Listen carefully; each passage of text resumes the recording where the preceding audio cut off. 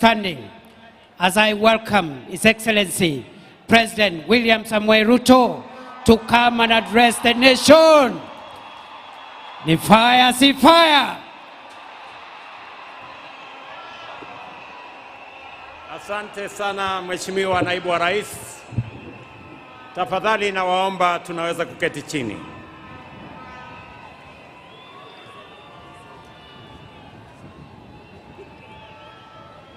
Wananchi wa Nairobi hoye!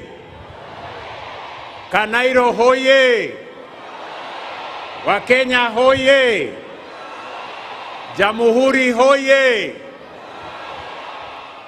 Basi, kabla sijatoa taarifa yangu kwa taifa letu la Kenya, nyinyi mnajua kati yetu tuko na marafiki wengi ambao wametutembelea.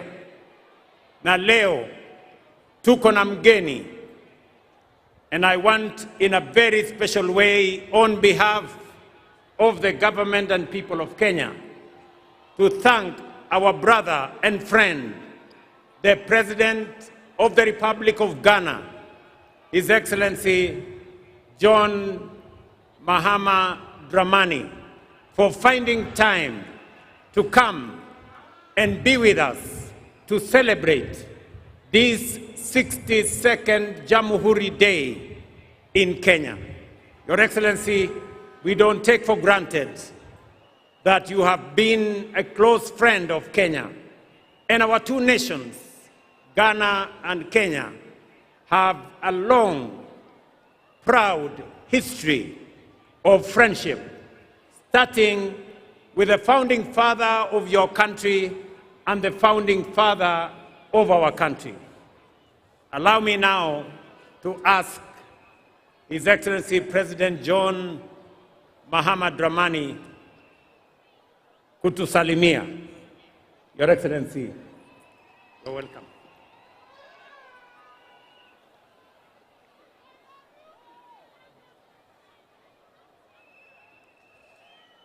Thank you very much, my brother, the President of the Republic of Kenya, William Ruto. Let me acknowledge your beautiful wife, the First Lady of Kenya. I bring you greetings from the people of Ghana, and to say that on this day, your 62nd Jamhuri Day, the people of Ghana are in solidarity with their brothers and sisters in Kenya.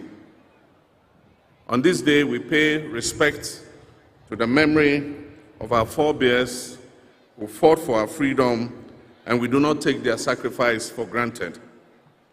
The friendship between our independence leaders, Mzee Jomo Kenyatta and Kwame Nkrumah, has become an enduring flame that has continued to bind our two countries together. Our forebears won us political independence. It is the responsibility of our current generation of African leadership to win economic independence and prosperity for our people. Africa faces many challenges, including a global order that is rigged against it. We face systems that make us suppliers of unprocessed raw materials and importers of finished products. The time has come for us to add value to Africa's exports. The time has come for us to claim a fairer share of our natural resource endowment. The time has come for us to provide transparent and accountable leadership. The time has come for us to unleash the creativity and energies of our young people. We must increase trade amongst ourselves, and so we commend the protocol on the African Continental Free Trade Area. We must show Pan-African solidarity with all members of the African diaspora, and that's why I wish to express the sincerest appreciation of the people of Ghana to the people of Kenya for your timely intervention in Haiti to bring relief to the long-suffering people of Haiti. Ghana also, in the spirit of Pan-African solidarity, is sending troops from our 48th Engineers Regiment to help Jamaica in its rebuilding efforts after the devastating Hurricane Melissa. Kenya continues to be a respected member of the African Union and other international bodies. And so Ghana wishes Kenya well on this very auspicious occasion. And finally, before I resume my seat, accept my personal condolence and the sympathy of all Ghanaians on the passing of a great statesman, Mzee Raila Odinga. May God grant him peaceful rest. Long live Kenya, long live Africa, long live Kenya-Ghana relations. Asante sana.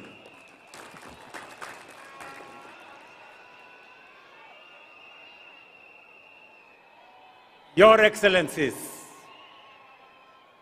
distinguished friends, fellow citizens, I have always observed this day with two emotions held in tension: deep gratitude to our forefathers and a restless question for ourselves. Have we been faithful stewards of the freedom they won? And have we truly advanced the nation they left in our hands?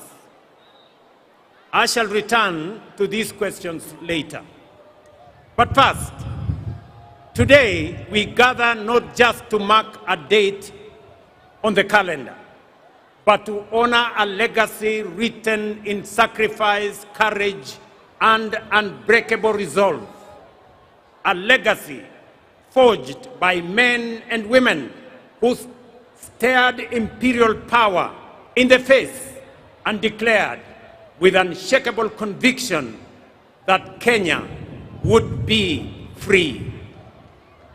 Their struggle planted our republic on the firm foundation of liberty, unity, and democracy.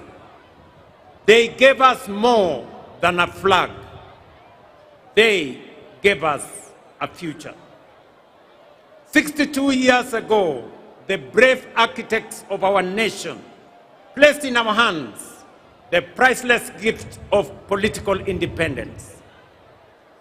On this very day, 62 years ago, our forefathers lowered the Union Jack and raised the flag of our nation.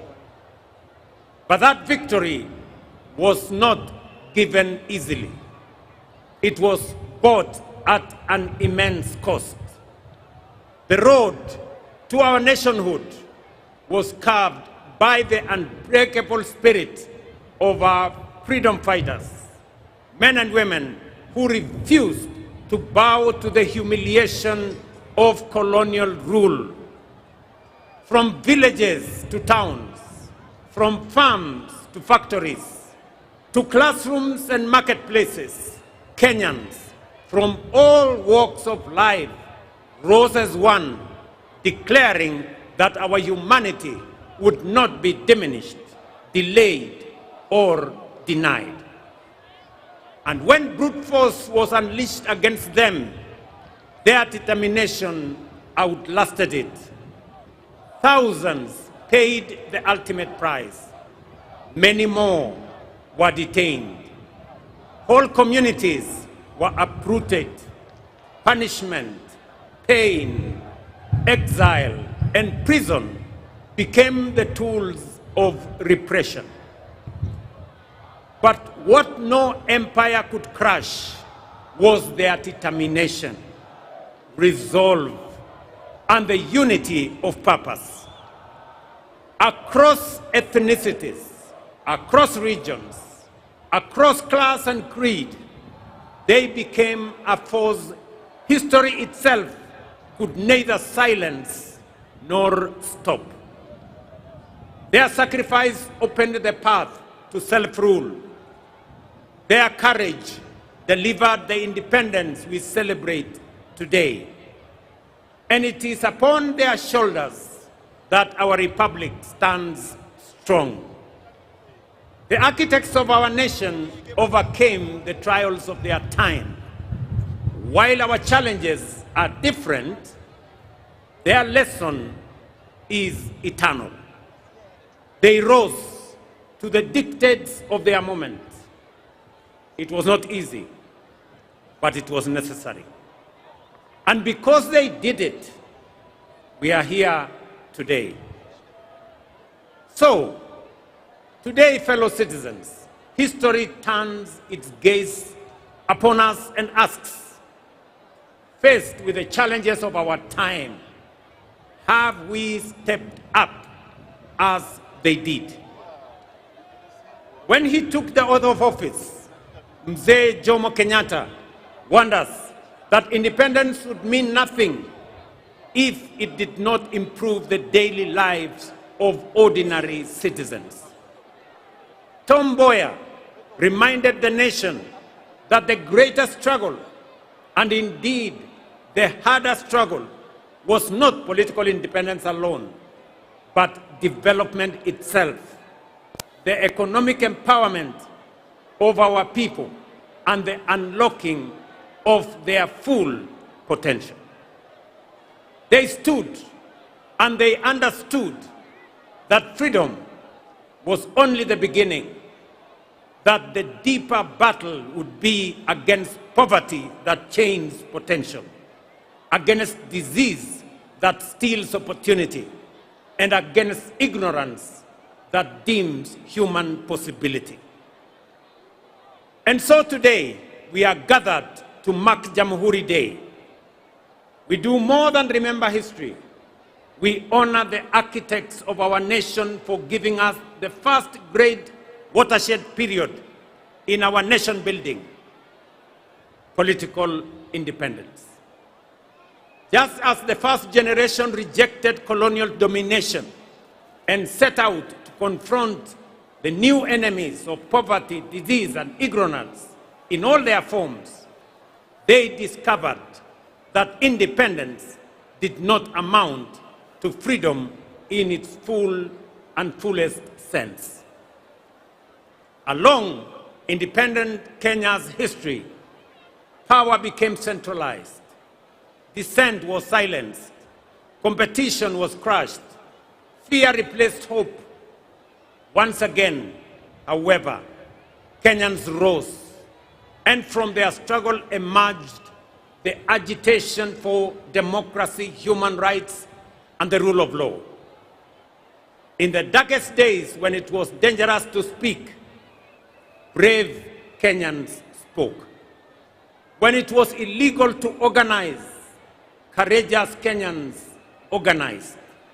Students, clergy, lawyers, journalists, workers, and politicians stood firm against detention, against torture, against exile, and even death, so that Kenya could break and breathe again. This generation of courage produced towering figures whose sacrifice expanded the democratic space we enjoy today. Foremost among them was the late Right Honorable Raila Amolo Odinga, a stalwart of our country's democratic journey, who left us just under 2 months ago. Raila devoted his life to the pursuit of freedom, justice, and peaceful coexistence. His courage, resilience, and unwavering belief in the power of the people shaped defining chapters of our national story and inspired generations to believe that change is possible. I now respectfully urge all of us to join me in observing a 1 minute of silence in honor and remembrance of the Honorable Raila Amolo Odinga and honor his sacrifice, service, and enduring legacy.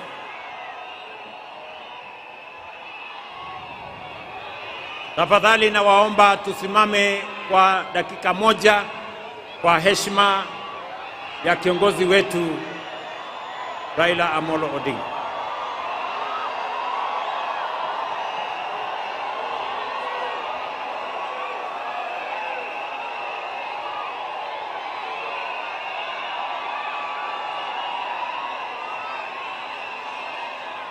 Asanteni sana. Asanteni sana. May his spirit continue to guide our nation forward. His resolve, as well as the resolve of our forefathers, gave us the 2010 Constitution, a charter that restored the sovereignty of the people, restrained imperial power, entrenched rights, and devolved government and authority to the grassroots. But it promised something even greater. It guaranteed economic and social justice. It declared that health, housing, food, water, education, and social security were not favors. They were fundamental rights. It was a bold promise. It was a moral imperative. It was the unfinished dream of both the independence and subsequent generations. Yet today, with honesty and humility, we must admit that this promise remains incomplete. Yes, progress has been made, but the deeper promise, a Kenya where every citizen lives with dignity and shared prosperity, remains unfulfilled.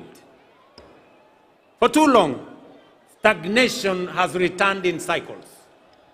Negativity has been normalized, and too many have been asked to make peace with mediocrity.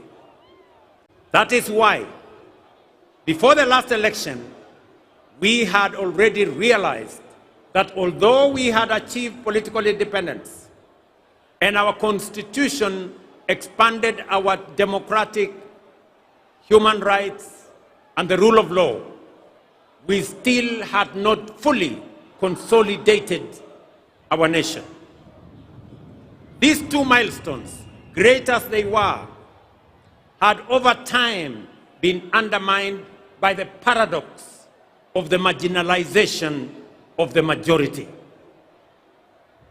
We saw clearly a system in which a few rose to the top of the pyramid, while millions at the base struggled to survive, with education outcomes compromised, healthcare beyond reach, access to affordable credit denied, housing unattainable, and farmers abandoned, while our youth were locked out. That is the reason we introduced the bottom-up economic transformation agenda, to bring the marginalized majority back into the heart of our nation, to ensure that no one is left behind, and to begin the work of social engineering necessary to pursue the broader dream of economic freedom. We had to begin where marginalization and exclusion had been greatest, that is at the bottom. And so, over the last 3 years, we have made bold choices. They have delivered results that are unprecedented, unmistakable, and consequential. For years, we spoke of agriculture as the bedrock of our economy and farmers as our pillars. But the truth is, we did not truly know them, and neither did we truly prioritize them. Today we do. For the first time in our history, over 7.2 million farmers have been brought into the single national digital database. We now know who they are, where they are, what they grow, and what they need. And with that knowledge came the power, not for brokers, not for cartels, but for the farmer. This digital platform became and is the backbone of targeted support, including subsidized inputs, affordable credit, and modern extension services reaching real farmers directly. We lowered the cost of production. We brought the price of fertilizer down.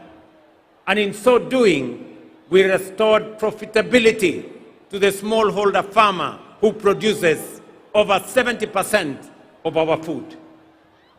Fellow citizens, the results are undeniable. Maize production is up. Prices of flour is down. The tea sector is rising. Coffee is rebounding. Dairy is expanding. And the sugar industry has been reformed. By strengthening value chains, cooperatives, irrigation, and processing, we have built systems that work for our agricultural sector. And now, with millions of farmers no longer forgotten, we are ready to work with them to the next chapter of economic freedom. 3 years ago, education was in distress. Classrooms were overcrowded. Many universities were technically insolvent, and teachers were overwhelmed. Today, we have hired 76,000 teachers, and by next month, a total of 100,000 teachers, the largest recruitment of teachers in Kenya's history. We have built 23,000 new classrooms, and 1,600 laboratories are under construction across the nation. Importantly, through the student-centered funding model, we placed the learner at the heart of our reforms. For the first time in our history, scholarships and loans now follow need and merit, ensuring that every deserving student has a chance and a just and equal opportunity to pursue their dreams. Nearly 500,000 students have already benefited from this funding model. Students who, under previous systems, would have been excluded by policies that failed to recognize them. This reform has lifted the financial burden from families and enabled students to choose courses that align with their talents, with their aspirations, and with the needs of our nation. Our healthcare, we have another irrevocable decision that no Kenyan should be too poor to live. For decades, universal healthcare was spoken of, but in our time, it is being actualized. We engaged 110,000 community health promoters who are now reaching millions who were once excluded, forgotten, and without access to health care. CHPs have already visited over 9 million households, screening millions of Kenyans for various ailments, including diabetes and hypertension. At the same time, we built a unified health information system that now gives us full visibility of our health facilities, patients, their progress, enabling us to track healthcare delivery in real time. Today, over 28 million Kenyans are registered under the Social Health Authority, up from 8 million under the old system. That means 19 million Kenyans who were once forgotten are now in the healthcare equation. Among them are 2.3 million vulnerable Kenyans, orphans, widows, and the elderly, whose healthcare is now fully paid by the government of Kenya. Healthcare was never meant to be a privilege. It is a constitutional right. And with the realization of this right, we are ready to work with all Kenyans into the next chapter of economic freedom. For the millions of Kenyans without employment, we moved beyond diagnosing the job crisis to deliberately creating opportunities through the bottom-up economic transformation agenda. For decades, housing, while being a constitutional right, was promised but never delivered. Housing is not just about shelter. It is collateral. It is graded worthiness. It is stability. And it is the first step out of poverty. In just 3 years, through our housing program, over 240,000 affordable homes, hostels for 180,000 students, 30,000 institutional housing for our military, police, and prison officers, and over 400 new markets for our traders are under construction across all our 47 counties. This, ladies and gentlemen, is the largest public infrastructure transformation ever undertaken, not just in Kenya, but also in our region. So far, standing at an investment of 650 billion.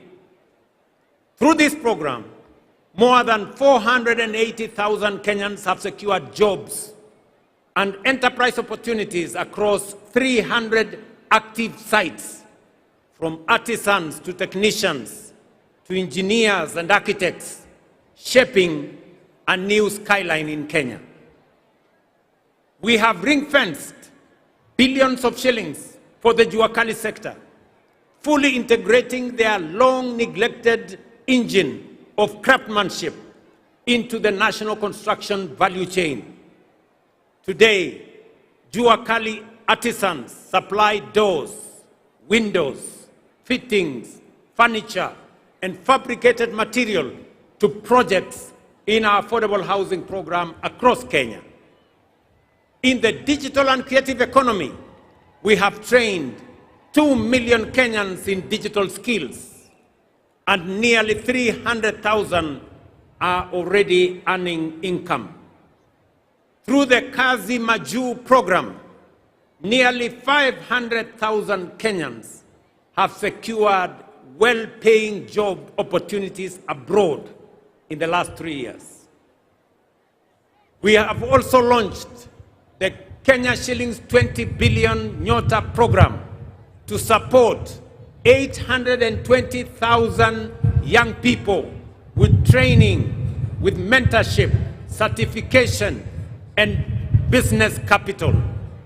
The first phase is complete, with 12,500 beneficiaries already receiving their first business support, and the national program is now being rolled out across the country.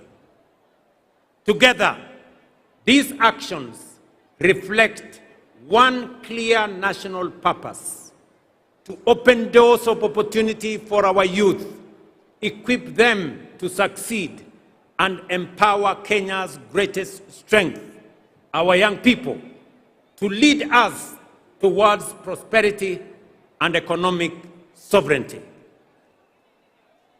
As more students live in decent accommodation, as more traders conduct their business in dignified settings, and as more public servants get access to housing, we are fulfilling our constitutional mandate. And with that foundation secured, we are ready to walk with all our people into the next chapter of economic freedom. Ladies and gentlemen, through the bottom-up economic transformation plan, we have consolidated the gains of political independence and the democratic freedoms won. Through deliberate social engineering, we have built systems that ensure no Kenyan is left behind. And having ensured that we are carrying everybody along, we now have both the opportunity and the firm foundation to charge forward into the next chapter of our national journey, Kenya's economic freedom. With the measures we have put in place to restore dignity, inclusion, and opportunity, we must now press on, charging forward full steam to economic freedom and take Kenya to a first world economy. Before we accelerated this ambitious agenda, we took the difficult but necessary steps to stabilize our economy and restore fiscal discipline. Inflation has fallen from 9.6% in 2022 to 4.5% last month. The shilling has stabilized at about 129 shillings to the dollar for nearly 2 years. Our foreign exchange reserves now exceed $12 billion, the highest in independent Kenya. Our successful Eurobond redemption reaffirmed to the world that Kenya honors its obligations. Our economy has grown and is now the 6th largest economy in Africa. At the same time, we have made bold national decisions to save more of our income. Through the new NSSF contributions, the fund that had mobilized Kenya shillings 312 billion from independence to 2023 has now grown to 670 billion in just 2 years. We established the Financial Inclusion Fund as a strategic intervention to correct deep market failure, one that had denied millions of Kenyans access to affordable credit, one that had blacklisted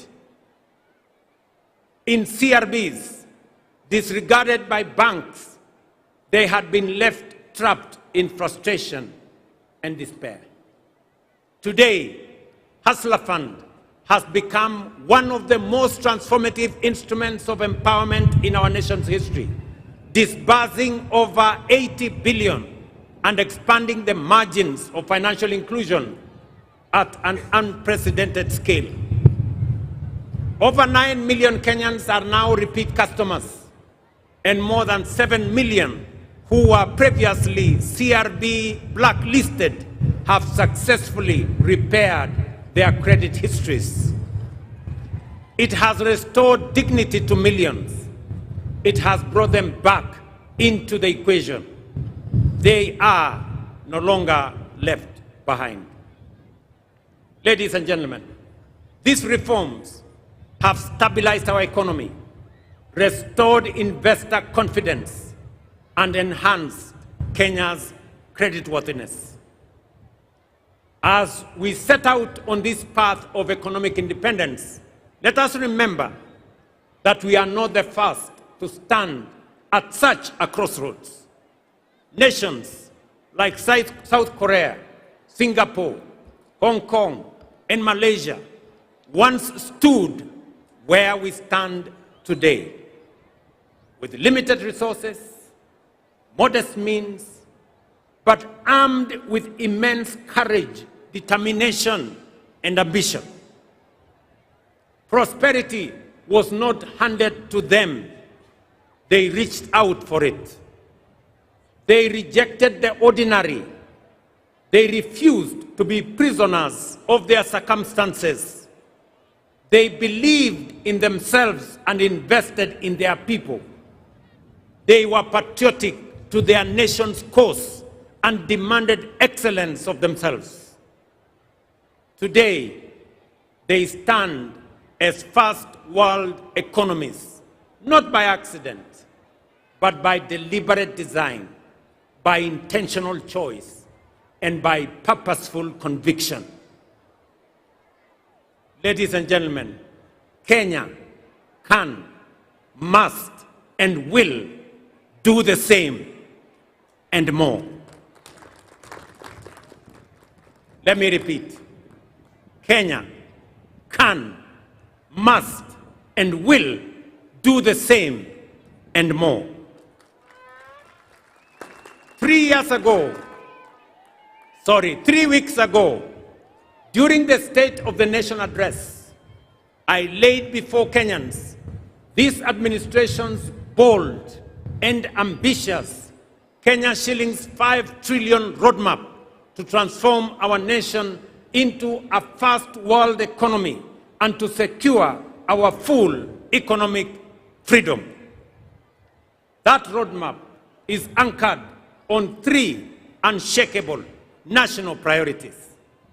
First, history teaches us that no nation ever prospered on poor roads, inefficient ports, and congested airports.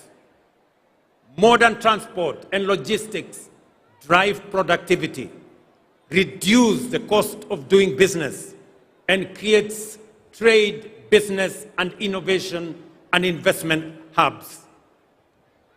Our 10-year roadmap on road, rail, ports, and airports, and oil pipeline infrastructure, connecting our major cities, industrial zones, markets, border points, and agricultural belts to move people, goods, and services faster, safer, and more affordably. We have mapped out 2,500 kilometers of highway for dualing and 28,000 kilometers of road across the Republic for tarmacking. With this, we are stitching our country together, linking towns to cities, farms to factories, and Kenya to the wider region. Last week, fellow citizens, we moved from promise to action when we officially launched the construction of the Nairobi-Nakuru-Mau Summit Road and the Nairobi-Mai-Mahiu-Naivasha Road, an investment of over 180 billion in a modern 223-kilometer multi-lane dual carriageway delivered through a public-private partnership model. In February 2026, just in 3 months from now, we will begin extending the standard gauge railway from Naivasha to Kisumu and Malaba. And later in the year, extend the oil pipeline from Eldoret to Uganda, opening a new transport corridor with our neighbors and with the continent. At the same time, we will modernize Jomo Kenyatta International Airport and several other airports to enhance connectivity and ease the movement of people, goods, and services.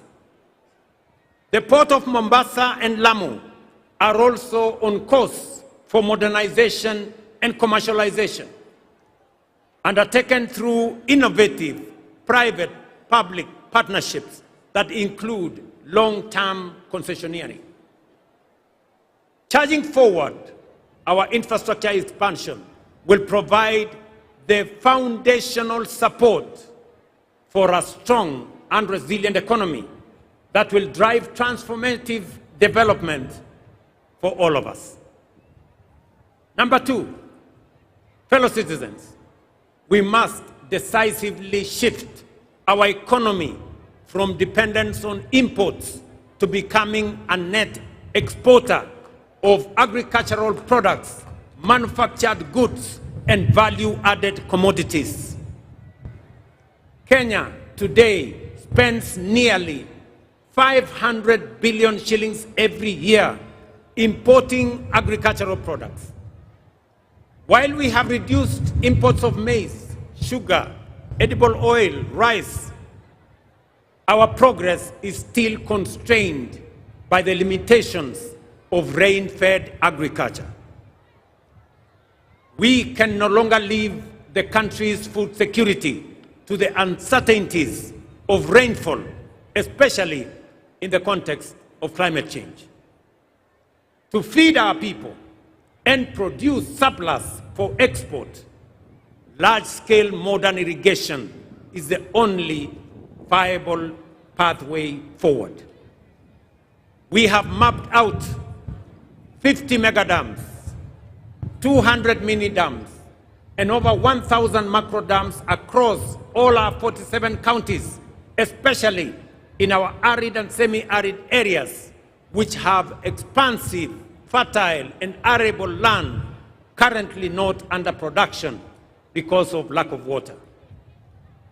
With this plan, an additional 2.5 million acres of land will be brought under agricultural productivity through extensive water harvesting, water storage, and advanced irrigation technologies. This is not only about food and water security. It is a nation-shaping investment. It will drive our transition into a net exporting economy.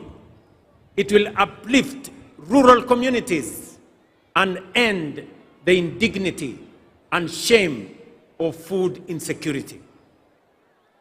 And it will anchor sustainable development for generations ahead.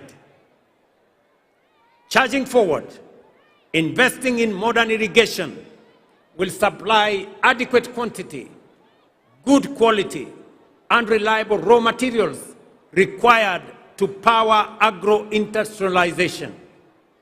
Through our special economic zones, export processing zones, and county aggregation and industrial parks, and our strategic market infrastructure across Kenya, these raw agricultural materials will be transformed into high-value products for domestic, regional, and global markets. Third, fellow citizens, energy is the lifeblood of any modern economy. Although Kenya's installed, the intermittency of solar and wind leaves us with a firm capacity of only 2,300 megawatts, which is far below the demands of the Kenya we are building. To power our domestic consumption, agro-processing, and value-addition industries, e-mobility, digital expansion, and a future driven by data centers, artificial intelligence, and modern technologies, we must scale up energy generation exponentially. Kenya possesses extensive and largely untapped renewable resources, including geothermal, solar, hydro, wind, and nuclear, ready for development and for generation. Charging forward to modernize our economy, accelerate our development, and compete globally, we must and will generate at least 10,000 megawatts of new energy over the next 7 years. Fellow citizens, to finance this 5 trillion national economic freedom project, relying solely on national budget would leave us waiting forever. Borrowing would only deepen our debt and burden future generations. Raising taxes would place unbearable strain on households. and choosing inaction would condemn our nation to stagnation. That is why we must act with courage, innovation, and foresight to design alternative financing mechanisms, leverage mature national assets, and tap into robust public-private partnerships to undertake this national development imperative. Fellow citizens, 3 weeks ago, I signed the Government-Owned Enterprises Bill into law. The new law revolutionizes the management and governance of state-owned enterprises, professionalizing boards through merit-based independent appointments, and tying leadership to measurable results. This is a very consequential reform. It is the most far-reaching reform of government corporations since independence, aimed at turning legacy parastatals into commercially disciplined companies that will serve our public interest. The passage of this law ends the era of cronyism and patronage in our state-owned enterprises. This law explicitly disqualifies any person who has served in a public or political office within the last 5 years from appointment. On Monday, under this new legal framework, and to start this administration's bold and ambitious Kenya shillings 5 trillion roadmap to transform our nation, the Cabinet will meet to consider and approve the architecture of the National Infrastructure Fund as the engine that will align our financial resources with our development goals. Through innovative mobilization of domestic resources, strategic monetization of mature national assets, democratization of ownership through capital markets, and innovative deployment of national savings, we will unlock large-scale private sector capital to fund our national priorities while reducing reliance on borrowing and taxation. For decades, Kenya privatized major assets including Kenya Airways, KenGen, Kenya Re, and Safaricom. Yet the proceeds were absorbed into the budget, paying salaries and debts, leaving no enduring national assets behind. Through the National Infrastructure Fund, all privatization proceeds will be ring-fenced and invested strictly into public infrastructure development that generate and preserve more value. This principle is already being actualized. Proceeds from the current privatization processes will be channeled directly into the fund, setting a new national standard where national assets create lasting public value. Our goal is simple. For every shilling in the National Infrastructure Fund, we will attract 10 more shillings from sovereign partners, private equity funds, and development finance institutions, allowing us to develop without the constraints that come with debt and taxation. The National Infrastructure Fund will not just be a financing instrument, it will be a generational strategy to mobilize capital, accelerate delivery, preserve value, and secure Kenya's long-term competitiveness. To secure future generations, again on Monday, the Cabinet will consider and approve the Sovereign Wealth Fund policy, anchored on 3 pillars: including savings for future generations, stabilization against global shocks, and strategic national investments. Natural resource royalties, dividends from public investments, and a percentage of privatization proceeds will capitalize this fund.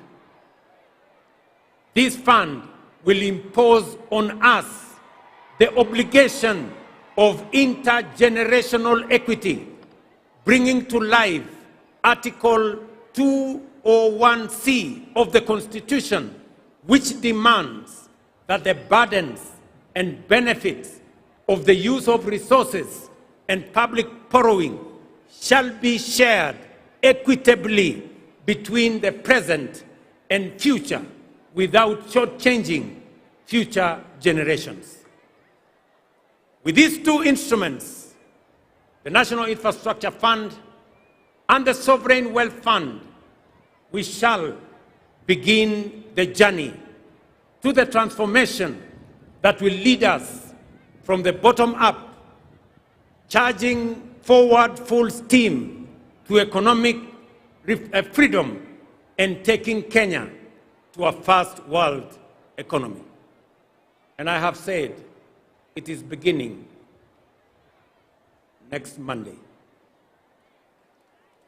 But fellow citizens, even the strongest financial systems, boldest infrastructure plans, and most ambitious economic strategies will fail if we do not secure the foundation of our national character. The realization of our economic freedom project will rest on three critical enablers: strategic human capital development, robust peace, stability, and security architecture, and unwavering integrity and fidelity to the national interest. To bolster human capital development, we have made bold investments in education, skills development, science, and innovation. We have raised the education budget from 490 billion in 2021 to 700 billion this financial year, and expanded science, technology, engineering, mathematics education. But to power our first world strategic human capital requirements, we must and will raise the National Research Fund from the current 0.8% to the requisite 2% of GDP. This is not, ladies and gentlemen, spending or social spending. It is nation building. The second enabler underpinning this national project is peace, stability, and security.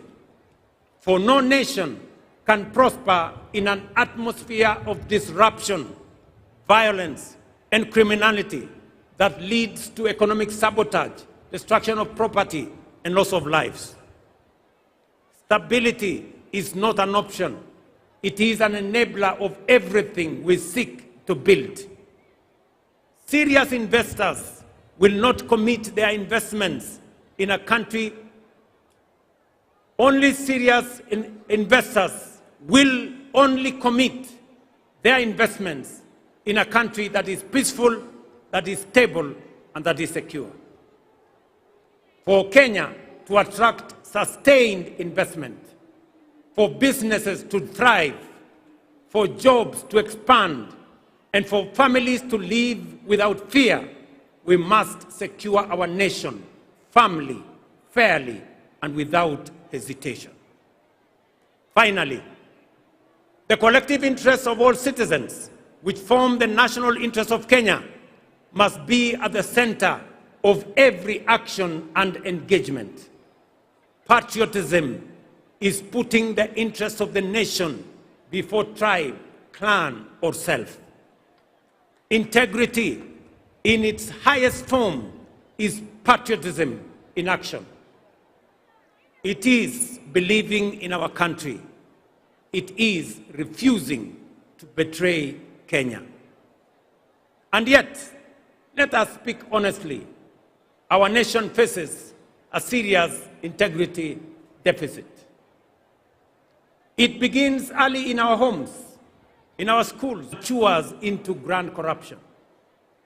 Corruption is not merely theft of money. It is the theft of hope, opportunity, and destiny. This is compounded by negativity, division, erosion of shared values, and ethical and ethnic political mobilization. Hate and division, corruption and tribalism tear at the very social fabric of our republic. Ladies and gentlemen, our economic freedom project demands more than infrastructure and capital. It demands a renewal of our national conscience. We must build a strong value system. We must defend our national unity. We must raise our children in honesty, responsibility, and love for country.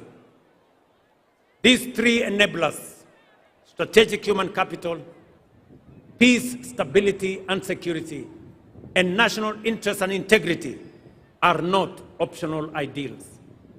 They are the living foundation upon which our economic independence must stand. Without them, our ambition would remain promises. With them, our national priorities become achievable. Our investments become productive. And our vision of a prosperous, sovereign Kenya becomes not only possible, but inevitable. Fellow citizens, our founding fathers defeated colonial domination. The generation after broke the chains of dictatorship. The onus is on our generation, and particularly this administration, to achieve economic freedom. A freedom where effort is rewarded, where opportunity is shared, where dignity is guaranteed, where every citizen matters, and where no Kenyan is left behind. Let it be said of our generation that when Kenya stood at the edge of possibility, we chose courage over comfort, action over excuse, unity over division, and excellence over mediocrity. With resolute belief, today and every Jamhuri hereafter, we should find us true stewards of the freedom entrusted to us, that we shall honor our forefathers not only by remembering their sacrifice, but by fulfilling our duty and the assignment of our generation to secure for Kenya the full promise of economic freedom. It is time to step up from the bottom up, charging forward full steam to economic freedom and taking Kenya to a first world economy.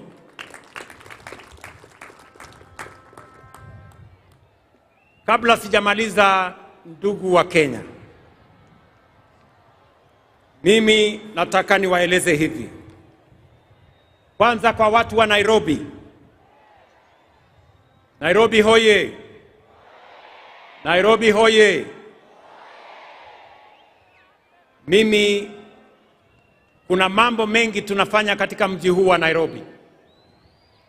Kuna mambo tumekubaliana na county government ya Nairobi.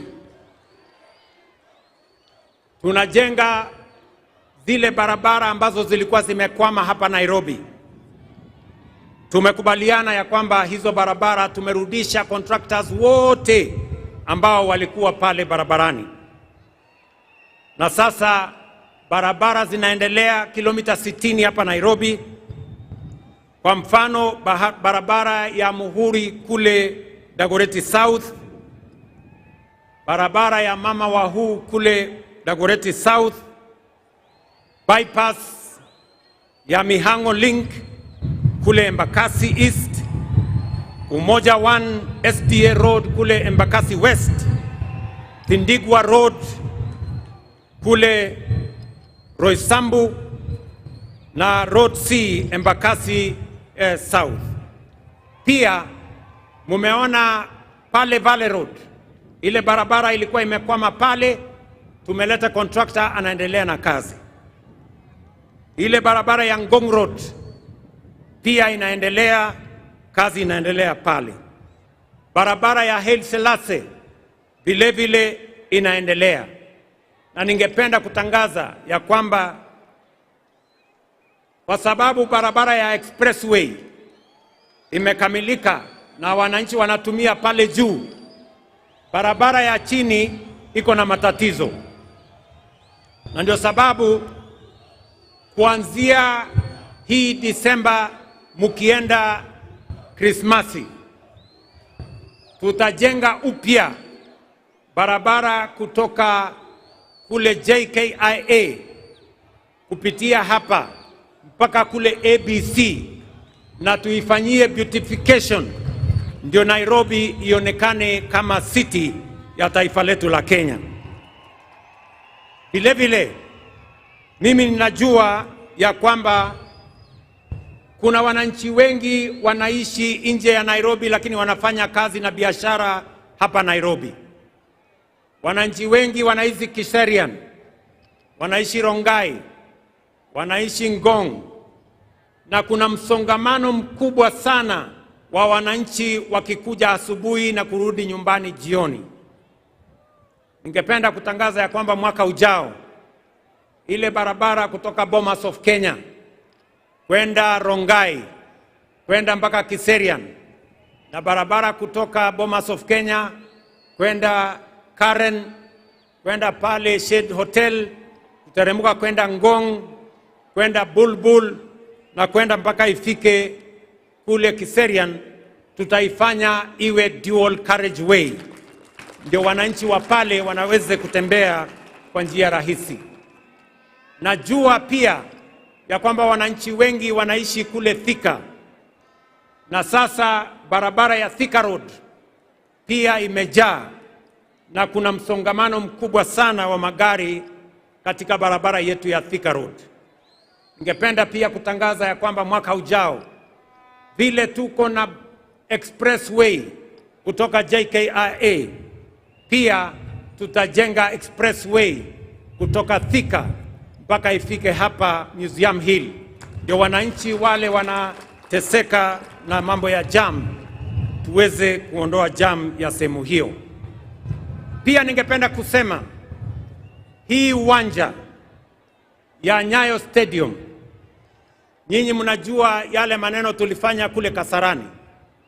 Tuliweka paa ama uvuli ili wananchi wanapokuwa hapa wasipigwe na jua. Mimi nataka niwatangazie ya kwamba kuanzia Januari hii Nyayo Stadium vile vile tutaweka canopy. Hii ni mara ya mwisho wananchi kuwa hapa wakipigwa na jua.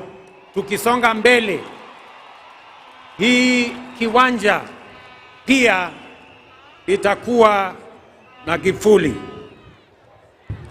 Vile vile tunakamilisha ile kiwanja ya talanta pale Jamhuri. Munajua kazi kubwa ambayo imefanyika pale, kweli ama si kweli?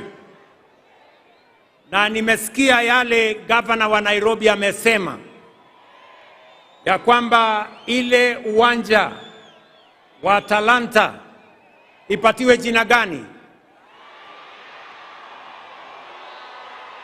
Ati mumesema ipatiwe jina gani?